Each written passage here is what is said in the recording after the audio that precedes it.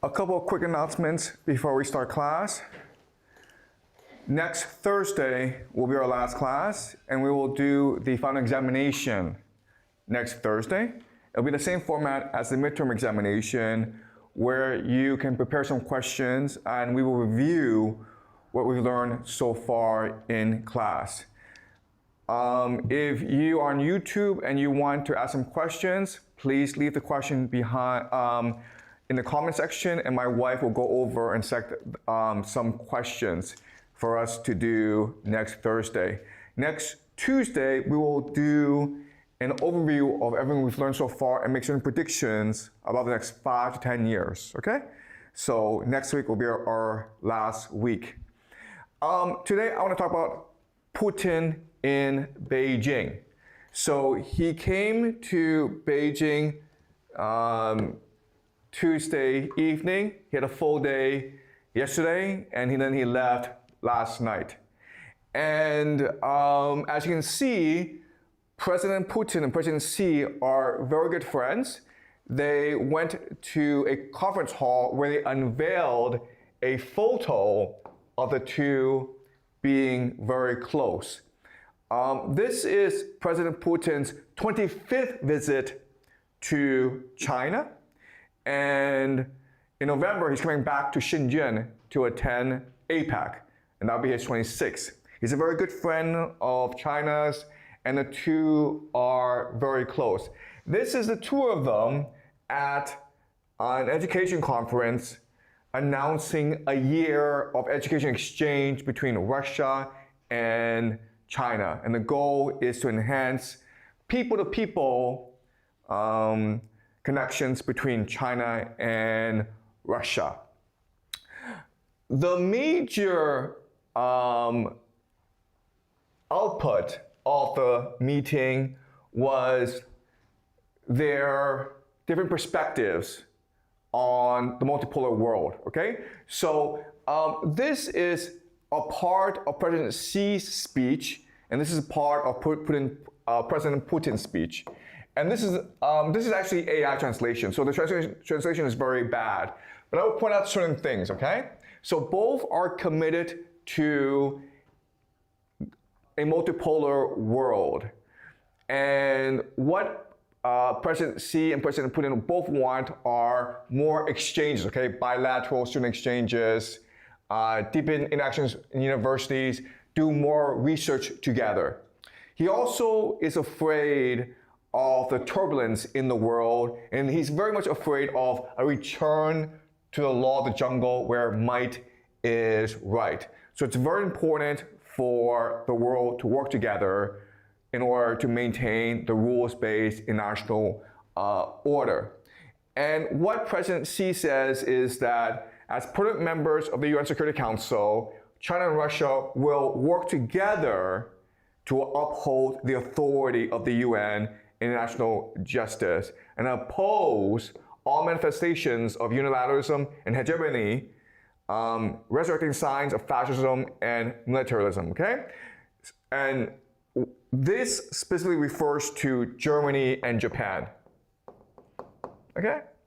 So he sees the possibility of nationalism, a resurgence of nationalism in Japan, as a threat to the peace in East Asia and to the world in general, okay? So China is most resolutely opposed to the remilitarization of Japan. Putin says the same things almost, but the tone is very different, okay? So first of all, Putin is actually more specific than President Xi about areas of cooperation, okay? So for example, the 10th Russia-China Summer Games, and also cooperation between different media outlets. And he also talks about how it's important to maintain independent and autonomous foreign policies, at the same time work together to stabilize the global stage. Working together for peace and universal prosperity. This is the logic behind Moscow and Beijing's joint defense of international law and the provisions of the UN Charter in their entirety, comprehensive and interrelationship, okay? So it sounds like they're saying the same thing, but again, the emphasis is different. Whereas in China, China's very much focused on maintaining the status quo, a rules-based international order, putting the UN at the very top, and for the UN, China and Russia will work towards ensuring global stability. For President Putin, what's important is that China and Russia take the lead in leading the multipolar world. Okay, so these are two very different conceptions of how the world should be run. Where the Chinese system is, let's just maintain the way things are and we'll play a supportive role. Whereas Putin is like, no, Russia and China should be the leaders of this new multipolar world. China can be the leader and we'll be a junior partner, but we need to take the initiative in promoting global stability. Okay? This is much more clearer, okay? Where this is actually a joint statement between Russia and China, where they advocate a multipolar world, and Russia and China undertake and call on the international community to adhere to the following basic principles in their relations with one another. Number one, maintaining open trade, okay? Maintaining sovereignty of different nations, maintaining decision-making through consensus, okay? Primarily the United Nations, maintaining authority of the UN, and respecting the civilizations of each different nation state. So refusing to prioritize one civilization over another. All right, so this is something that both Russia and China agree to. Now, this is actually a much better translation of President Xi's words about the multipolar world, okay? So let's read it together. The world today is far from tranquil. Unilateralism and hegemonism are doing grave harm, and the world faces the danger of sliding back to the law of the jungle. As permanent members of the UN Security Council, China and Russia must firmly carry out the mission and responsibility of major countries, defend the authority of their nations, international fairness and justice, oppose all unilateral bullying and acts that turn the wheel of history backward, and especially oppose all provocations that negate the victorious outcomes of World War II or that seek to reverse the verdict on and summon back the spirits of fascism and militarism, jointly pushing for the building of a more just and reasonable global governance system, okay? All right, so this is a lot of words, but I will emphasize certain takeaways. First of all, what President Xi is saying is that there were three major winners of World War II. The United States, Russia, and China. And we must ensure that these three nations who won World War II are still in charge, okay? Okay, this is really important to understand. First of all, US, Russia, and China are allies, not enemies, right? Because right now a lot of people think that China and the United States are in competition to rule the world, and President Xi says, no, that's not true. We're allies because we won World War II together, all right? Second, he sees the real enemies as those who are trying to overturn the World War II order. And those nations, of course, are Japan, Germany, and Israel.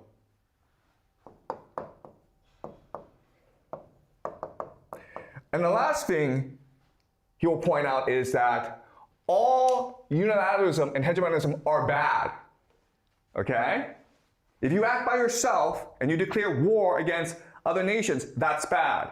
So obviously, the United States attacking Venezuela is bad. Obviously, the United States attacking Iran is bad.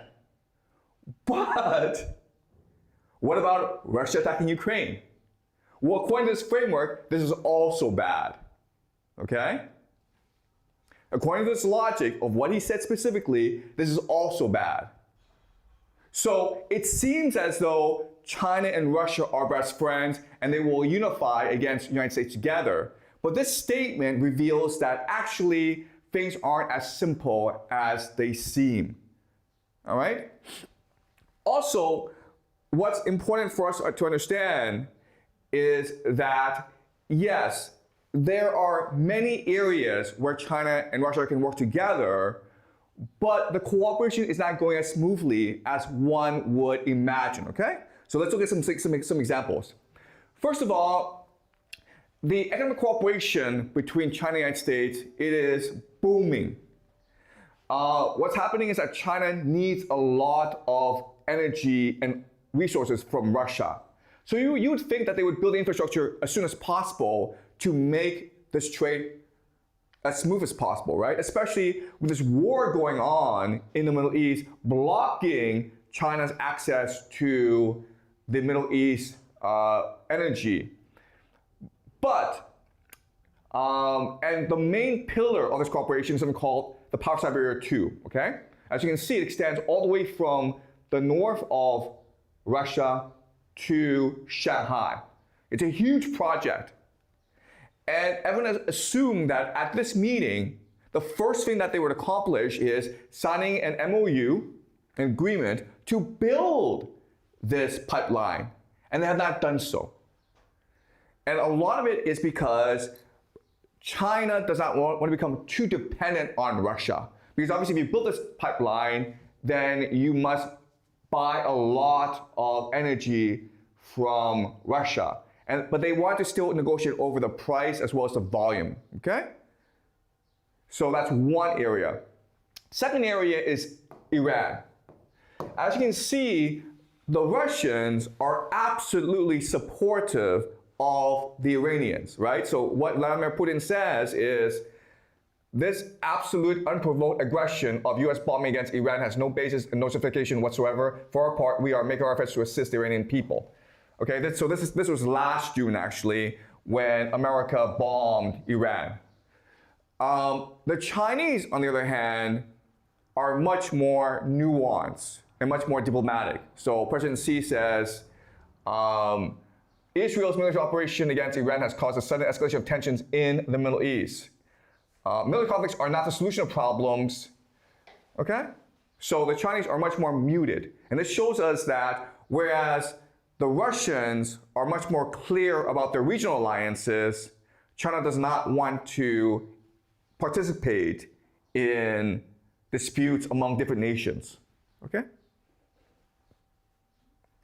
All right, so one area of cooperation between Russia and China is trade routes, all right? So as we discussed previously in this class, what the Americans want to do is they want to block China from accessing global trade.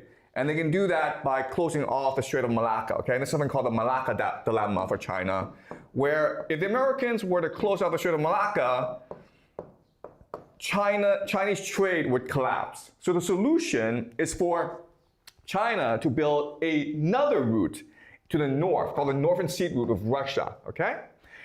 But the problem with this is that now you're completely dependent on the Russians because you're going through Russian territory, okay? So it's not an advantage of China to say, you know what, screw you, America, we're gonna work with the Russians. They're actually better off balancing Russia and China. That way, they keep both of these routes open, okay? This is the most economical, this is the most strategic way of accessing global trade. Okay. But the further you look, there are certain tension points in the relationship between Russia and China. First of all, this relationship clearly favors China, okay? So this is a map, a chart of Russian exports to China. And as you can see, it's mainly just energy, coal, LNG, crude oil, okay? That's the extent of Russia's exports to China. And what does China export to Russia? Mainly vehicles, electronics, and machinery. Okay? So basically what China does is it takes Russian resources, converts them into manufactured goods, machinery, in its factories, and then exports it back to Russia. This is a very bad deal for Russia. It's a good deal for China, but it's a bad deal for Russia, okay? So that's one point of tension. Another point of tension is the dependence, okay? So basically, China and Russia may be best friends, but look at this, okay? So Russia's share in Chinese imports is only 5%. And then Russia's share in Chinese exports is only 3%. So economically, Russia and China are not that close. The problem, though, is that Russia is heavily dependent on its relationship with China because of all these economic sanctions imposed on it by the West, okay? So as you can see, what's happened after February 2022, when Putin invaded Ukraine and the West imposed sanctions on Russia, the relationship, the economic dependence on China has increased a lot, where in the beginning of the war, Russia didn't have that much in renminbi. But now, the renminbi accounts for over 40% of Russian imports, okay? All right.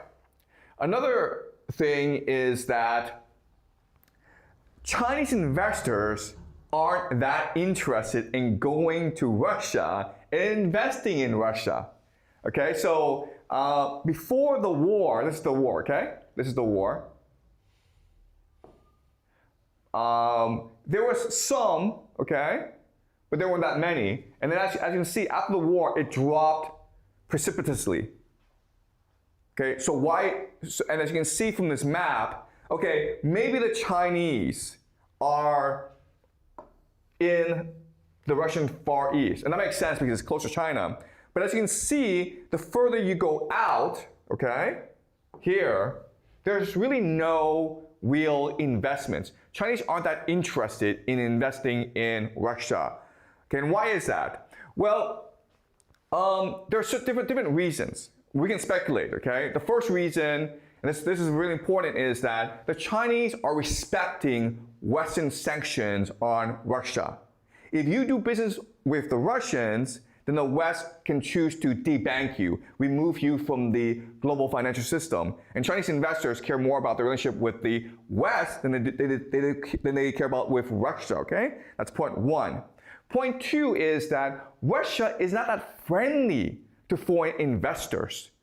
Russia is very much a closed system, and it's very hard to do business in Russia. If you're in the United States and you put your money in the United States, you know you'll be protected legally and contractually. If the person screws you over, you can go sue the person in a court of law, and you can probably win the case.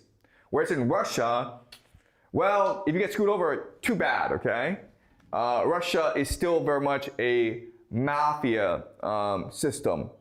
Then the third reason, and this is actually something that is really problematic, is that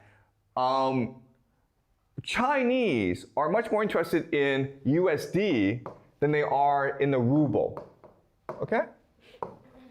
They're much more interested in accumulating US dollars than they are in ruble.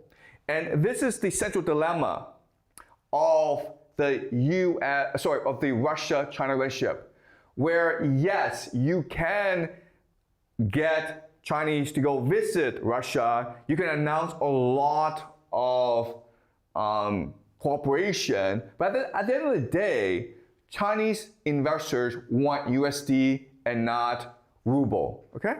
Here's another chart where, yes, okay, as you can see, more and more Chinese are going to Russia, okay? All right, so right now you have about 50,000 Chinese studying in Russia. But this does not compare at all to the Americans, where they are, when Chinese have enough money to go study in America, starting in 2008, you can see a huge boom, okay? Right? There's maybe 60,000 Chinese who are learning Russian in China. Well, everyone else is learning English. Okay? So at the end of the day, Chinese people are much more interested in the West than they are in Russia. So in other words, the relationship between Russia and China seems to be top down, where it's mandated from the government. But the relationship between the United States and China seems to be bottom up, where people are choosing to work with the Americans. And so this is not really an equal relationship.